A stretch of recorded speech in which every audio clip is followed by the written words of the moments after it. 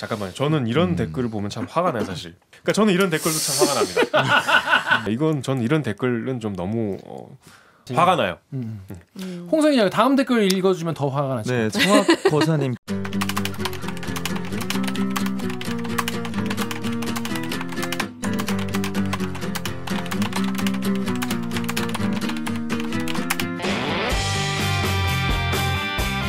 (4차) 언론혁명을 꿈꾸는 기자들이 모였다.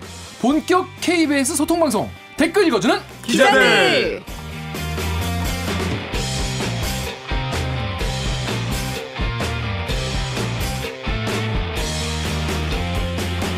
사내 수공업으로 열심히 만들고 있습니다. 댓글 읽어주는 기자들은요, 짧은 리포트에서 다루지 못한 취재 뒷얘기 풀어드리고요, 누리꾼 여러분들이 KBS 기사에 남겨주신 댓글 다 찾아 읽고 답해드리거나 담당 기자한테 대신 따져드립니다. 반갑습니다. 저는 진행을 맡은 프로 대댓글러 김기아 기자입니다. 지금까지 이런 기자들은 없었다. 이놈들은 기레기인가 예능인인가. 안녕하십니까. 오늘도 여러가지 경로를 통해서 댓글 읽어주는 기자를 찾아주신 여러분 모두 환영합니다. 유튜브와 팟빵으로 방송 즐기고 계신 분들은 오늘도 방송 보시다가 괜찮다, 잘한다, 얘네 괜찮다, 나쁘지 않다 싶으시면은 구독과 좋아요 버튼 눌러주시고요. 앞으로 이렇게 저희 방송이 널리 퍼질 수 있도록 눌러주시면 감사하겠습니다. 방송 시작하기 전에 우리 기자님들 자기소개 부탁드릴게요. 우리 강 기자부터. 네, 저는 시키는 건 뭐든지 다 합니다. 가자. 보도본부 4년차 공식 노예, 영등포의 평화를 지키는 영등포 요정 강병수입니다. 좋았어. 안녕하세요. 보니까 우리 이제 강병수 기자 역시 이제 입뺀 강병수, 입뺀 강병수 기자고, 잘 모르시는 분은 전화를 한번 보고 오시면 되겠습니다. 네, 다음 옥 기자. 네, 안녕하세요. 목소리 미녀, 얼굴은 더 미녀, 8년차 경제부 기자 오규정입니다. 반갑습니다. 옥 기자는 지난주 뭐 했나요? 항상 최선을 다해서 열심히 했죠. 하루하루. 그렇습니다. 네, 다음 홍 기자. 네, 이제는 나갈 때가 됐다. 별명을 바꿀 때가 됐다. 야. 다음 별명 뭐 생각하고 계세요 지금? 정치부의 강한 그건 어른. 나중에. 네, 아직. 근데 홍 기자가 설 연휴 때 아주 의미 있는 리포트를 했던데, 우리 정재훈 기자가 출연해서 얘기했던 체육계 성폭력을 네. 여기서 딱 캐치를 해가지고 리포트를 했어요. 그 얘기 좀 잠깐 해줘요. 어떻게 하게 된 건지. 그때 너무 정재훈 선배 말씀에 내가 이 체육계 성폭력 문제를 바라보는 시각이 좀 바뀌었어요. 이게 단순히 개인 간의 우발적인 문제가 아니라 교육의 문제라는 꼭 말씀하셨잖아요. 네. 체육계 문제도 아니고 교육의 문제다 보니까. 그래서 하여튼 법원에 가서 판결문 검색을 했어요. 14건을 구해서 최근 판결문. 그 판결문을 분석해서 왜 체육계 성폭력이 반복되고 있는지를 판결문을 통해서 이제 분석한 아이템을 했었습니다. 보니까 어떻던가요? 실제로. 방송에서 했던 얘기네. 이게 진짜 쉽게 바뀌지 않을 것 같다는 절망감이 더 들었어요, 사실은. 왜냐하면 거기서 아무리 절규해도 오히려 왕따되거나 자퇴하거나 그런 떠나는 케이스도 더 많았기 때문에 피해자들이 이게 뭐 개인이 아무리 뭐 절규하고 외치고 도움을 요청해도 쉽게 바뀌지 않을 것 같다는 절망감. 네. 알겠습니다. 앞으로도 그쪽에 우리 관심을 계속 갖고 기자 생활을 해야 될 것 같습니다. 홍성희 기자는 말씀하세요. 누구신지 모르지만 하여튼 말씀해보세요. 재미가 없네요, 여기서도. 그래서 저희가 엄청 고민이 많았어요. 제 캐리 이거예요. 굉장히 싫어하네요. 제 캐리 이거예요. 네. 바로 감 잡으시는 우리 이따가 소개를 드리겠습니다. 자, 2월 10일 라디오 방송 중에 우리가 또 라디오도 하잖아. 우리가 라디오. 그럼요. 이제 정규로 넘어왔어요. 2월 10일 라디오 방송 중에 콩 게시판에 K73024662님이 이런 댓글 남겨주셨습니다. 댓글 읽어준 기자들, 콩 게시판 댓글은 안 읽어주나요? 예, 읽어드렸습니다. 네, 듣고 계셨으면 좋겠고요. 콩 게시판 댓글도 저희가 다 보고 있으니까요. 좋은 의견 남겨주시면 감사하겠습니다. 근데 제 이름도 아까 소개를 못했어요. 그러네. 네. 법조팀 어쨌든 홍성입니다. 제가 말을 끊어서 죄송합니다. 일단 제 이름은 얘기해야 되니까. 소개를 못해줘. 그렇습니다. 홍성희 기자입니다. 첫 번째 순서, 이제 마지막 순서, 우리 기레기 판별기를 시작하겠습니다. 지난 2월 8일에 열린 5.18 진상규명 대국민 공청회, 여기서 자유한국당 의원들의 발언이 지금 많은 논란이 지금도 되고 있어요. 아마 다음 주에도 되고 있겠죠. 한국당 5.18 망언 나흘 만에 사과, 여야 4당 징계안 제출, 이라는 제목의 12일자 KBS 리포트에 무려 13,400개가 넘는 댓글이 달렸습니다. 역대급이네요. 역대급. 본 적이 없는데 이런 댓글. 그만큼 이제 사람들이 화도 많이 나시고 생각도 많으신 것 같은데, 이 기사를 쓴 정치부 정연욱 기자를 모시고 이야기를 나눠볼까 합니다. 본인 소개 부탁드립니다. 드디어 자한당 출입 기자가 아닌 사람을 모셨다. 그러네요. 안녕하세요. 저는 11년 차고요. 국회에서 민주당과 평화당, 그다음에 정의당을 출입하고 있습니다. KBS는 여당 출입이 고 새 정당을 담당하고요. 여당 출입 기자라고 하셨는데 여당 출입 기자 어떤 일을 하는 사람들인가요? 사실 기자 업무에 대해 잘 모르는 분이 있어요. 뭐 하루 일과라든가 이런 거 간단하게 좀 설명을. 말 그대로 여당을 취재하는 기자인데요. 이게 정치부 기자는 좀 밖에서 생각하시는 것보다 훨씬 좀 단순해요. 오히려 업무가. 맞아요. 그래서 가장 많이 하는 일은 받아치기입니다. 타자가 빨라야 돼요. 그러니까 모든 말이 취재가 된다고 생각을 하시면 될 것 같아요. 그러니까 그 말을 다 일단 받아 적어야 기사를 쓸 수 있으니까. 맞아요. 사실 저도 타자 연습을 1년차 때 출입할 때 국회를 잠깐 주말에 혼자 연습을 했었어요. 사실 그렇게 너무 후달려서. 하늘수 이런 거. 그러니까 이제 정치인들의 말에 따라서 예를 들면 이제 저는 민주당을 출입하고 있으니까 이해찬 대표는 조금 말씀이 속도가 느려요. 네. 받아치기가 굉장히 쉬워요. 그렇죠. 근데 이제 예를 들면 우리 민주당 최고위원 5명 중에 박주민 의원 있죠. 유명하신 분인데 발음도 좀 죄송한데 불분명하고 네, 맞아요. 그런 분들은 받아치기가 되게 힘들어요. 오늘은 조국 수석이 왔는데 그분은 굉장히 발음도 정확하시고 목소리도 좋으시고 맞아요. 그런 경우는 굉장히 받아치면서도 좀 행복해. 굉장히 스트레스를 덜 받죠. 그렇습니다. 저희 방송에 그 야당 출입하는 기자 선배 2분 오셨었거든요. 네. 근데 야당 출입과 여당 출입이 뭔가 차이가 있어요? 이런 말 해도 될지 모르겠는데 하여튼 특히 이제 야당 출입은 한국당 바른미래당이잖아요. 네. 근데 이제 오늘 우리 한국당을 많이 다룰 텐데 사실 이게 한국당 의원들이 조금 더 대하기가 우리가 쉽지 않잖아요. 조금 더 왜 그래요? 그분들의 시각에서는 특히 이제 우리 KBS가 달갑지 한국당을 않은 좋게 거죠. 다뤄주지 네. 않는다고 생각을 하시나 봐요. 그리고 뭐 잘해야 좋게 다뤄주지. 최근에 우리 김진태 의원 같은 경우는 KBS 앞에서 수신료를 내지 않겠다 이렇게 X자로 해서 인증샷도 찍으셨잖아요. 근데 재밌는 건 또 그 며칠 뒤에 본인이 당대표 경선 온다고 또 저희 KBS 부스로 인사를 왔어요. 너무 이거 뭐 하는 짓인가. 근데 하여튼 좀 그런 적대적인 태도 때문에 야당 출입 기자들이 좀 많이 힘들어한다고 들었어요. 그리고 여당은 뭐 그런 애로사항은 좀 덜 하죠. 그렇습니다. 하여튼 앞으로 좀 보면은 여당이나 이런 국회 출입 기자들이 어떤 일을 하는지 잘 모르시는 분이 많아가지고 다음에 한번 또 길게 한번 다뤄보기로 하고요. 하고요. 그렇고요. 넘어가시고요. 알겠시고요. 이런 면이 있었네요. 새 기자가. 저희가 6개월 동안 발굴해서 이거 하나 건졌어. 그래서 자 그러면 정혁 기자의 리포트를 일단 짧은 내용으로 들어보겠습니다. 이들 3명 의원에 대해서 자유한국당이 결국 당 차원의 징계 절차에 착수했습니다. 정현욱 기자가 취재했습니다. 자유한국당 김병준 비대위원장이 예정에 없던 기자간담회를 열고 고개를 숙였습니다. 5.18 공청회 발언은 허위고 5.18의 성격을 폄훼하는 것이며 이런 주장을 계속하는 것은 보수를 넘어 국민을 욕보이는 행위라고 규정했습니다. 공청회 개최 이후 나흘 만에 나온 입장 표명으로 다양한 의견이 존재하는 것이 보수 정당의 생명력이라던 하루 전 해명과 크게 달라졌습니다.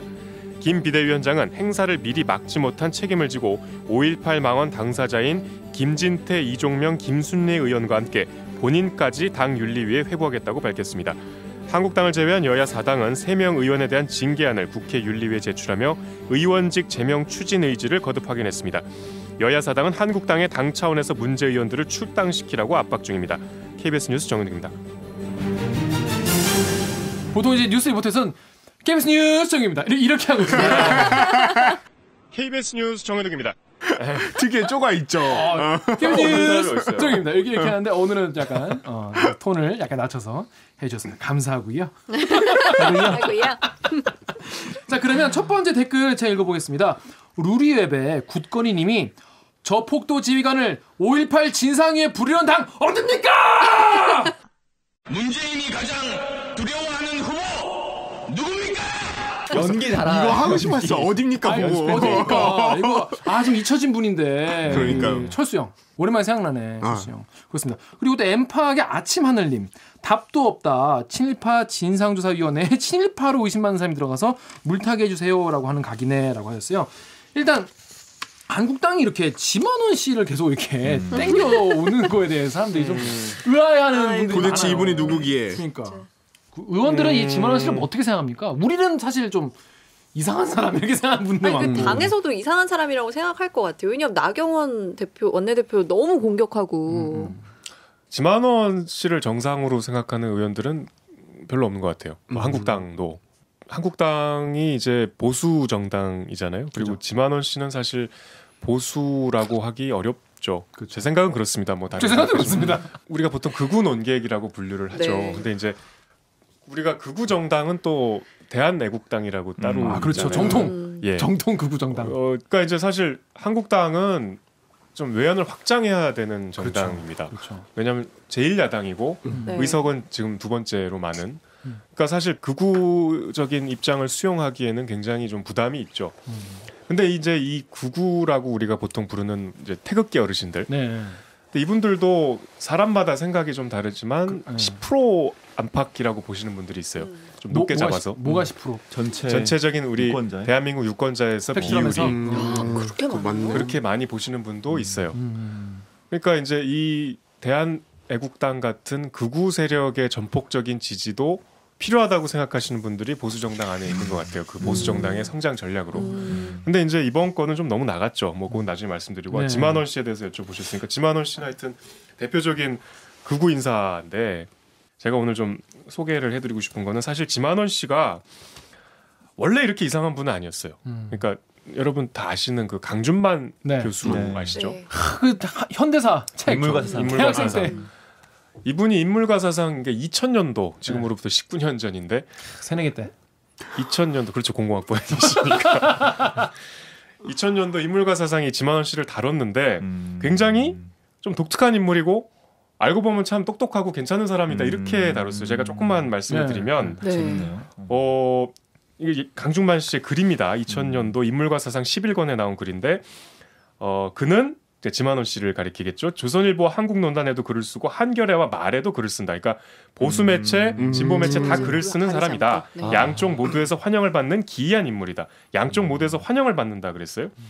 그리고 이제 그 지만원 씨가 기고했던 글을 좀 이 강준만 씨가 소개를 했는데 이게 95년 세계일보에 기고한 글이래요. 여기 이런 말이 있어요. 이 지만원 씨 글입니다.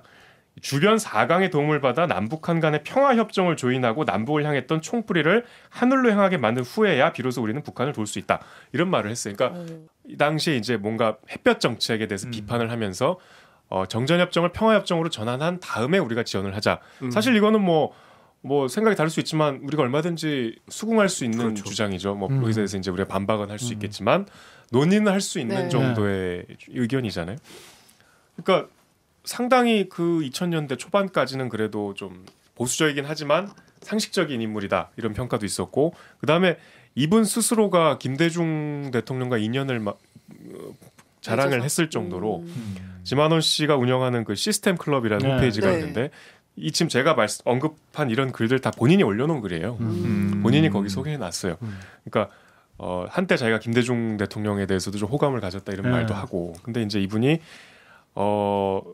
이유는 잘 모르겠습니다만 2002년부터 이제 5.18을 집요하게 5.18에 대해서 이제 정말 납득하기 힘든 주장들을 여러 매체와 뭐 인터넷을 통해서 하면서 이제 5.18 단체 고발도 받고 법적인 처벌도 네. 받고 잠시 구속도 됐었죠.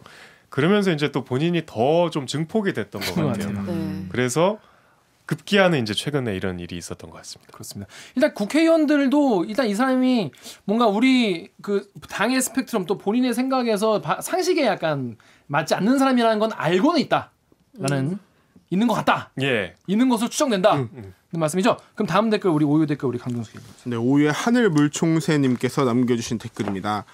김순예는 비례대표네요. 저렇게 관심 끌어서 지역구 배지 달아보려고 하는 거죠. 이렇게 했고 클라스님께서는 자한당은 색깔론과 지역 감정 아니면 할 게 없는 건가? 이렇게 또 달아주셨네요.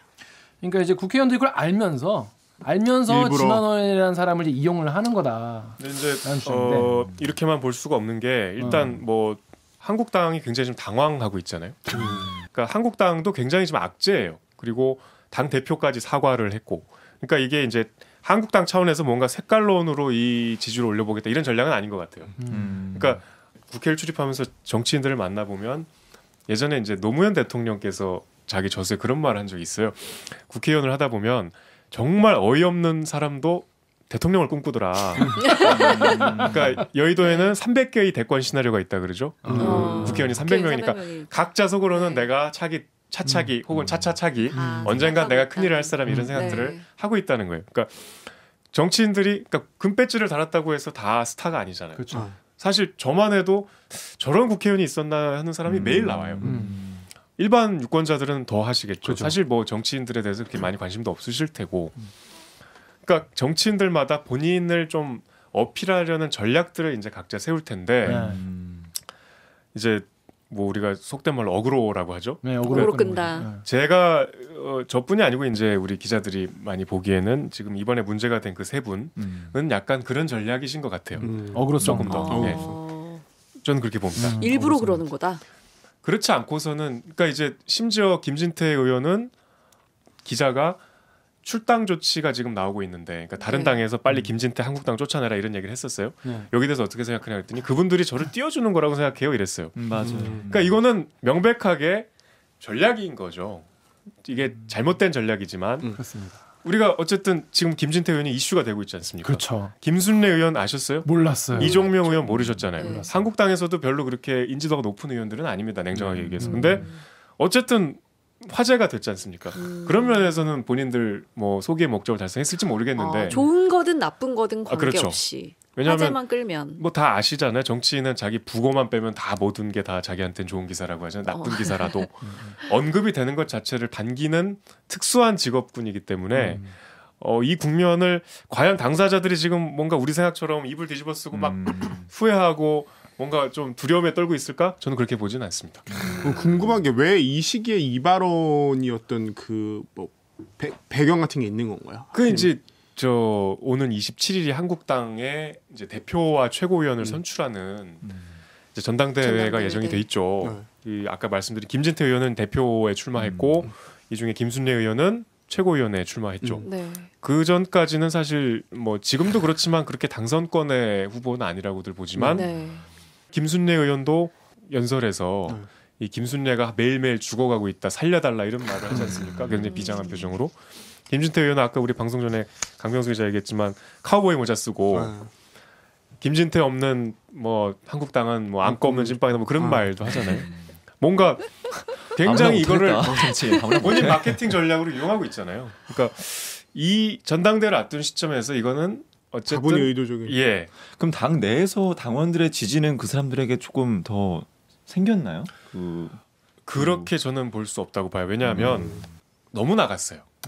아무리 어그로 전략도 정도가 있고 선이 있는데 보편적인 어떤 기준 안에서 어쨌든 소소한. 한국당은 다음 대선을 목표로 국민들의 지지를 이제 확보해 나가야 되는 상황이잖아요. 그리고 네. 굉장히 지금 이제 문재인 대통령이 당선된 이후로 어쨌든 과거보다는 굉장히 당 사이즈도 줄어들었고 지지율도 많이 빠졌죠. 그렇죠. 뭐 요새 좀 오르고 있다고는 하지만 그랬죠. 근데 이제 이 국면으로 다시 이제 지지율이 빠지고 있는데 무엇보다 집권을 해야 되는 정당 입장에서는 이런 좀 정도에 벗어난 이야기는 수용하기가 어렵죠. 그렇죠. 네, 엠팍에서 크게 봅시다 님이 민주당 헛발질에 공만 살짝 뺏어오면 역전 기회인데 그걸 못하고 슬라이딩 태클로 공을 라인 밖으로 아웃시켜버리네 라고 하셨습니다. 이게 딱 그 말씀이죠. 제가 이제 지지난 방송에서 말씀드렸지만은 그냥 한국당이 똥볼 차는 찰 것만 때까지 기다리고 있다. 기다리는 게 나을 수도 있다 이런 말씀을 제가 네. 민주당이 참 여당하기 쉽다 이런 얘기 많이 나오죠. 가만히 있으면 알아서들. 알아서 이런 악재를 스스로 만들어 주니까 그 전에는 사실 이제 민주당이 좀 안 좋은 분위기였잖아요. 많이 안 좋았죠. 많이 안 네. 좋았죠. 오히려 지지율도 거꾸로 많이 떨어졌죠. 연이어 악재가 네. 있었죠. 뭐 손혜원 의원부터 시작해서 굉장히 좀 곤혹스러웠고 사실 대응 자체도 좀 어려웠고 이 국회가 지금 사실 공전 중이거든요. 한국당이 국회의사일정을 거부하고 있어요. 그래서 국회에서 지금 일이 없어요. 사실. 거기다가 손혜원 의원 뭐 특검하자 그랬잖아요. 그렇죠. 그러니까. 손혜원 특검을 또 한국당에서 요구를 했었고. 특검 엄청 좋아해. 근데 이제 또 민주당 입장에서는 최근에 김경수 지사가 구속됐는데 그게 결국 드루킹 특검 때문에 이렇게 때문에. 일이 여기까지 온 거 네. 아닙니까? 그럼 더 이상 민주당 입장에서 특검을 받기가 어렵죠. 네. 예상치 못한 이런 악재가 생겼으니까. 네. 그렇게 좀 민주당 입장에서도 곤혹스러운 상황. 국회는 열어야 되는데 한국당 입장을 받아줄 수는 없고 그렇죠. 네. 손혜원 특검을 덥석 받아서 할 수도 없고 그렇죠. 네. 이런 상황에서 굉장히 지금 반가운 이렇게 얘기하면 안 되지만 민주당 입장에서 내심 그럴 수 있는 이런 지금 상황인 거죠. 그 어떤 신문 어딘지 모르겠지만 네. 그 자유한국당이 밥상을 걷어찼다 이런 헤드라인이 그렇죠. 뭐 말씀드린 밥상을 맥락에서. 걷어찼다. 자 다음 댓글 우리 홍성희 기자가 네, 트위터의 자유화 탄핵의 저주님께서 5.18 문제 재조사하자고 법까지 만들어 놓고 공청회에서 자기 주장했다고 처벌하자고 한다면 재조사법은 왜 만들었습니까? 조사 결론을 이미 다 결정해 놓고 하는 겁니까? 이게 민주주의? 참 이상한 민주주의네요. 잠깐만요. 저는 이런 댓글을 보면 참 화가 나요, 사실. 그러니까 특히 5.18 같은 문제는 우리 현대사에서 정말 중요한 이슈이기 때문에 이런 식으로 얘기하면 안 됩니다. 5.18 문제 재조사하자는 거는 우리가 최근에 예를 들면 뭐 홍성희 기자 관심이 많으신 걸로 알고 있는데 5.18 당시에 계엄군이 헬기 사격을 해서 도청에 네. 사망자가 생겼다는 새로운 팩트가 나왔잖아요. 네. 그걸 재조사하자고 우리가 이제 특별법을 만들었던 우리가 아니고 국회가 네. 그 법을 만드는 이유는 우리가 몰랐던 이 계엄군의 만행을 밝혀야겠다. 이게 취지입니다. 그래서 만든 5.18 특별법에 북한군 개입 여부라는 그 조항이 네. 들어가 있어요. 그러니까 그건 왜 들어가 있는 거예요? 이게 들어간 이유가 참 웃겨요. 네. 이게 지금 이 공청회에서 문제의 3인방 중에 한 사람인 이종명 의원이죠. 네. 한국당 이종명 의원이 빡빡 우겨서 집어넣은 겁니다. 북한군 개입 여부를 넣지 않으면 이번 통과 못 시킨다. 받아들이지 않겠다. 한국당이 그때 그렇게 입장을 정리해서 끝까지 관철을 요구했어요. 그 당시에 어쨌든 5.18 특별법을 통과시켜서 재조사를 해야 되는 거 아닙니까? 그러니까 이제 민주당이나 또 이제 이 광주를 기반으로 하고 있는 민주평화당은 어차피 북한군 개입 여부는 결론이 끝났어요. 국가에서 6차례 조사를 해서 아닌 걸로 결론이 났고 심지어 전두환 대통령조차 모른다. 황당하다는 반응을 보였어요. 신동아 처음 듣는데? 인터뷰였는데요. 그런 질문을 했더니 나는 처음 듣는데 그런 게 이렇게 있었어? 그렇게 이미 정리가 된 거기 때문에 네. 그냥 이거 넣어주자. 이 5.18 특별법 자체가 어차피, 중요하기 때문에. 네. 근데 지금 그러니까 김진태 의원으로 다시 돌아가서 김진태 의원의 해명은 계속 일관되게 법에 북한군 개입 여부를 조사하자고 돼 있지 않냐. 우린 법에 따라서 그 얘기를 내가 한 것뿐이다. 5.18에 모욕한 거 아니다. 그런데 이거는 본인들이 넣자고 빡빡 우긴 거예요. 법이 그렇게 만들어진 겁니다. 근데 그 법에 근거해서 막말을 하고 있는 겁니다. 이런 상황이에요. 이런 게 사실 뭐 새로운 내용이 아니에요. 보도도 많이 됐습니다. 네. 우리가 적어도 5.18에 대해서는 그 정도는 우리가 좀 저는 개인적으로 알고 얘기해야 되지 않나 생각합니다. 이건 전 이런 댓글은 좀 너무 좀 너무 제가 격앙돼서 말씀드렸는데 굉장히 무례한 댓글인 거죠. 사실. 화가 나요. 홍성희 기자 다음 댓글 읽어주면 더 화가 나죠. 네, 청학거사님께서 김정은 찬양도 되는데 왜 표현의 자유 억압하냐. 공청회 발언을 문제 삼는 게 이상하다는 주장인 거죠. 그렇죠. 네. 이분도 착각하시는 게 지금 5.18 망언이 이렇게까지 지금 뭐 문제가 된 거 그 이유는 이게 막말이라서 그런 게 아닙니다. 이 말을 누가 했어요? 현재 국회의원이 했잖아요. 그것도 어디서? 국회에서. 지만원이라는 사람이 마이크 잡고 자기 집 앞에서 한 게 아니고 길거리에서 한 게 아니고 국회의원회관 안에 들어와서 했어요. 그것도 현직 의원 3명이 거기 앉아 있었어요. 물론 김진태 의원은 거기 없었어요. 김진태 의원은 지역 유세 일정 때문에 영상으로 참여를 했었죠. 국회라는 민의의 전당에서 이런 얘기를 했기 때문에 공식적으로 현직 의원들이 금배지를 달고 그래서 문제가 되는 겁니다. 그렇죠. 표현의 자유를 여기서 언급하는 건 좀 안 맞죠. 책임을 묻는 거죠. 뭐. 그렇죠. 네. 예를 들어서 민주당 의원이 김정은을 국회에서 찬양했으면 문제가 됐겠죠. 당연히. 그 표현의 자유라고 할 수 없는. 그렇죠. 이거랑은 좀 다른 얘기다라는 말씀 드리겠습니다. 자, 우리 다음 댓글 그러면 우리 정윤호 기자님이 직접 한번 거기 트위터 프리윌님 거 한번 읽어주시겠습니까? 예. 트위터 프리윌리 1004님이죠. 자유한국당 드디어 국회 쫓겨나나 한국당 지지율 5.18 폄하 망언 모독 논란에 30% 눈앞에서 놓쳤다. 네, 다음 댓글도요. 그다음에 네이버 이건 INSO인가요? 네. 님이 자한당은 징계를 할 게 아니라 똘똘 뭉쳐서 5.18 명단과 민주화인지 폭동인지 조사하고 아니면 나중에 책임을 물어야 하는 거 아닌가? 그러니까 저는 이런 댓글도 참 화가 납니다. 이거는 그러니까 화가 난다. 5.18 명단과 민주화인지 폭동인지 조사해야 된다고 주장하신다는 거는 또 간의 조사 결과를 다 그러니까 대한민국이란 나라는 어쨌든 우리가 역사에서 논쟁이 있는 사안들이 많이 있지만 결론을 내린 사안도 많이 있습니다. 그렇죠. 3.1 운동도 그렇고 4.19도 그렇죠. 우리 헌법 전문에 나와 있죠. 그렇죠. 5.18은 헌법 전문에 나와 있지는 않지만 5.18은 민주화 운동이라는 거는 상식이에요. 그거는 우리가 오랜 세월 이건 국가가 어떤 권위를 갖고 결론을 내린 게 아니라 우리 현대사에서 많은 국민들의 공감대를 통해 형성이 된 엄연한 상식이고 이거는 규정이 된 겁니다. 우리가 합의한 겁니다. 5.18은 민주화 운동입니다. 네. 그리고 우리가 5.18 때 희생된 분들을 생각하면 그렇게 말을 함부로 하면 안 되는 거죠. 뭐 국가 기념일도 지정이 됐잖아요. 그리고 대통령이 발의한 헌법 심지어 개정 뭐 전문에도. 어쨌든 뭐 논란이 있었지만 박근혜 대통령 시절에도 국무총리가 가서 네. 뭐 그 기념식에 참여를 했었죠. 네. 국가가 기념일로 추모를 하고 있는 5.18 민주화 운동이에요. 그거를 폭동인지 조사하고 이거는 이렇게 댓글 다시면 안 돼요. 그렇습니다. 어디 가서 이렇게 함부로 말씀하시면 안 됩니다. 어디 가서는 근데 이렇게 말씀 안 하실 것 같아요. 댓글에 그냥 이렇게 다시는 것 같은데 아까 위에도 있지만은 30% 눈앞에 놓쳤다. 사실 한국당 지지율이 오늘 이게 나온 건가요? 오늘 나왔죠. 실제로 이제 사람들이 이번 논란을 보고 얘네 좀 아닌 것 같다 이런 느낌이 드셨나 봐요. 영남 지지율이라든가 아니면 한국당을 지지하는 20, 30대, 40대까지 이런 거에 굉장히 민감하게 반응합니다. 특히 이런 상식적인 문제의 대처 방안에 대해서 비교적 뉴스에 관심이 많고 민감하게 반응하시는 분들은 이런 거에 대해서 굉장히 엄격하게 판단하시는 것 같아요. 그래서 저는 이게 굉장히 지금 한국당 지지율에 치명적으로 작용을 했다고 봅니다. 또 그런 것도 있는 것 같아요. 어디 가서 나 자유한국당 지지한다고 말을 못하게 만드는. 그렇죠. 너무나 부끄러운 일이죠. 이거. 너무 부끄러운. 그러니까 자유한국당이 정말 이걸 다 선긋기를 제대로 안 하고 우야우야하게 넘어간다면 또 어디 가서 나는 사실은 뭐 지난번에는 뭐 탄핵엔 동의했지만 자유한국당이 뭐 장기적 좋은 것 같아라고 말을 못하는 거예요. 왜냐하면 이게 또 말씀 중에 죄송하지만 한국당이 자초했다는 측면 중에 하나가 대응을 못했어요. 나경원 원내대표가 뭐라 그랬습니까? 처음에 다양한 역사 해석이 있을 수 있다. 그러니까 사과를 하는 자리에서 그렇게 굳이 불필요한 토를 달았어요.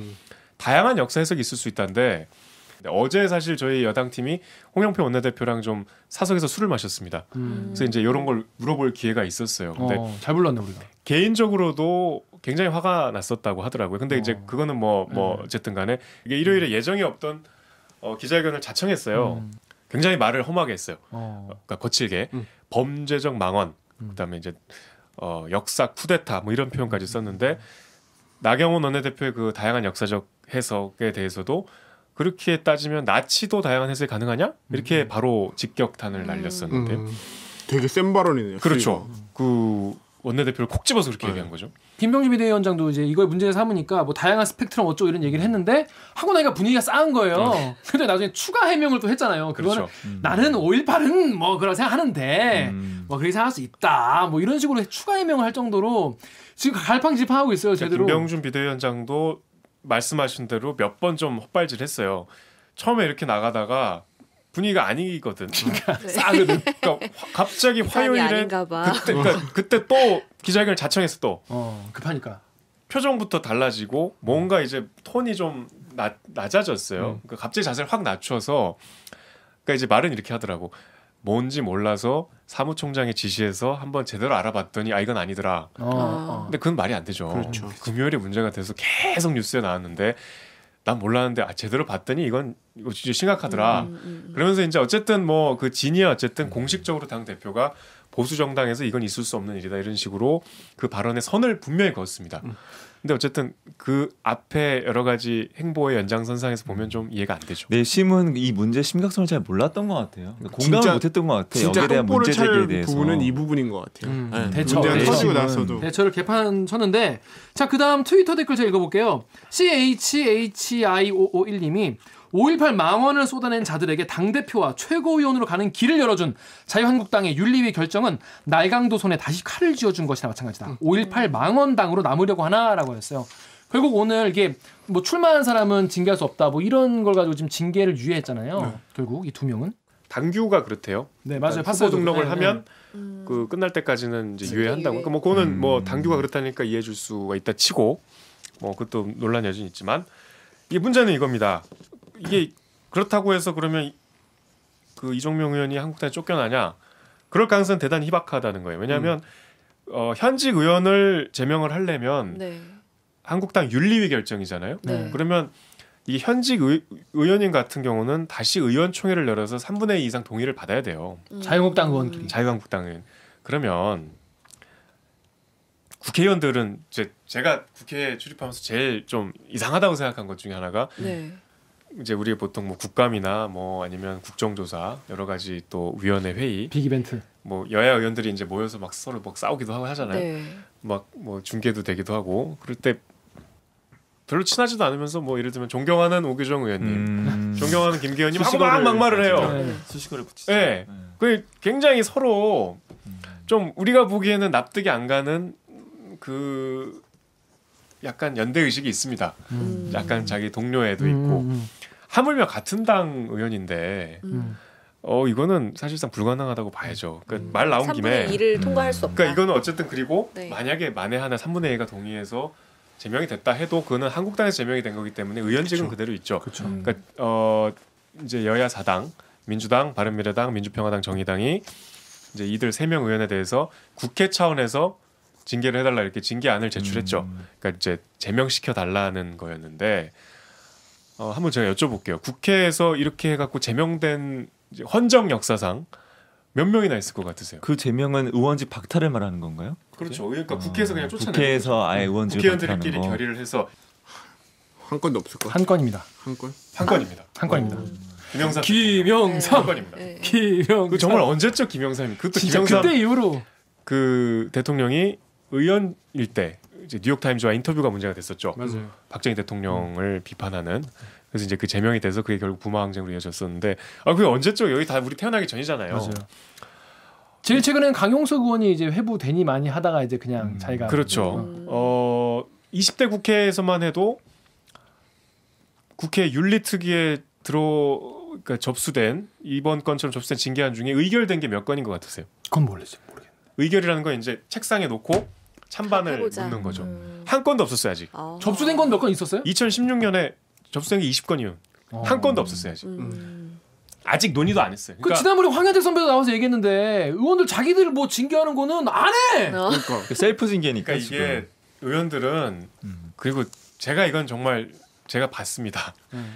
뒤에선 서로 다 친해요. 진짜. 왜 이게 진짜구나. 진짜 친해. 그러니까 뭐 친하기까지는 않더라도 정말 예를 들면은 이런 국면이면 한국당 의원들 꼴도 배기 싫잖아요. 네. 김진태 의원하고는 말도 안 할 것 같잖아요. 네. 아니 뭐 이렇게 보면 또 악수하고 그래요. 그리고 이게 막 또 욕하고 나서 뒤로 들어가서 이 본회의장 뒤에 의자에서는 또 악수하고 참 재밌는 게 그런다면서요. 최근까지 이제 한국당 지금은 나경원 원내대표지만 그 전에 김성태 원내대표였잖아요. 그리고 지금 이제 홍영표 원내대표고 그 두 분이서 그렇게 친해요. 둘이 목욕탕도 같이 다니고 그 제가 옆에서 신기하긴 통화하는 걸 하네. 한번 봤어요. 홍영표 네. 원내대표랑 있다가 이게 가까이 있으면 이게 핸드폰에 누가 전화하는지 뜨잖아요. 네. 그러면 아 내가 갈게 기다려봐. 그래서 그 쫓아가봤죠. 네. 쫓아갔더니 이제 아니나 다를까 김성태 대표 방으로 들어가더라고요. 좀 있다가 둘이 이렇게 막 뭐 이렇게 약간 팔짱 비슷하게 끼면서 나와요. 그러니까 우리끼리 뭐 TV 앞에서 뭐 이렇더라도 이제 이렇게 꺼놓고 유정아 너무한다. 기화형 좀 심하네요. 뭐 이런 것처럼 네. 그러니까 이런 정서가 있다는 겁니다. 그러니까 이게 동료 의원을 금배지를 뺏는다? 쉽지 않다. 아직까지 우리 국회 분위기에서는 그런 분위기가 전혀 아닙니다. 그래서 그 다음 댓글 오유에 제가 읽어볼게요. 오유에 빵곰님께서 저런 발언하면 캐삭빵 내기 하면 안 됨? 의원직 걸고 증거 제시 못하면 배지 반납하는 거야 라고 하셨어요. 캐삭빵이 뭐예요? 캐릭터를 삭제하는 빵입니다.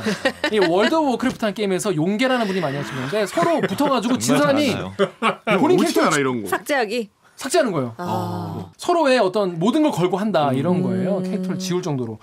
그래서 검찰에 막 고발한다고 그런 얘기도. 오늘 고발하지 않았나요? 예, 네. 오늘 5.18 당사자들이 국회에도 많은데 저 민주평화당 최경환 의원하고 이제 민주당 서른 의원, 민병두 의원 이 세 명이 명예훼손 모욕죄 등으로 네. 이제 고발장을 제출했죠. 그래서 이 캐삭방에서 반드시 좀 진실이 가려졌으면 좋겠네요. 지만원 씨를 고소한 건가요? 의원들을. 의원들을요? 지만원 씨는 뭐 거의 뭐 억대급 벌금 막 지금도 공판이 4개가 진행 중이에요. 그런 모욕이나 사자 명예훼손 이런 그건 걸로. 부자인가요? 본인 주장에 따르면 김대중 정부 때도 뭐 직간접적으로 공직을 제안을 받았다 그래요. 장관 같은 자리. 본인의 주장으로. 네, 근데 자기는 거절했는데 이유가 나는 이런저런 강연으로 한 달에 1,000만 원 이상 버는데 뭐 얼마나 그 수입이 있구나. 대단한 뭐 본인 거고. 주장은 그래요. 그러니까 뭐 추정컨대 뭐 후원금도 엄청 많이 들어올 것 같은데. 그럴 것 같은데. 그 그리고 10%. 후원금도 되게 우리나라 10%가 밀어주면 그쵸. 그 후원금도 되게 노년층들이 많이 후원하고 있어서 넉넉하시네. 아, 네. 그렇습니다. 자, 그러면 이쯤에서 1부 마무리하고요. 로고 듣고 2부로 바로 돌아오겠습니다. 나는 기레기가 싫어요. 지금 여러분은 본격 KBS 소통 방송 댓글 읽어주는 기자들을 듣고 계십니다.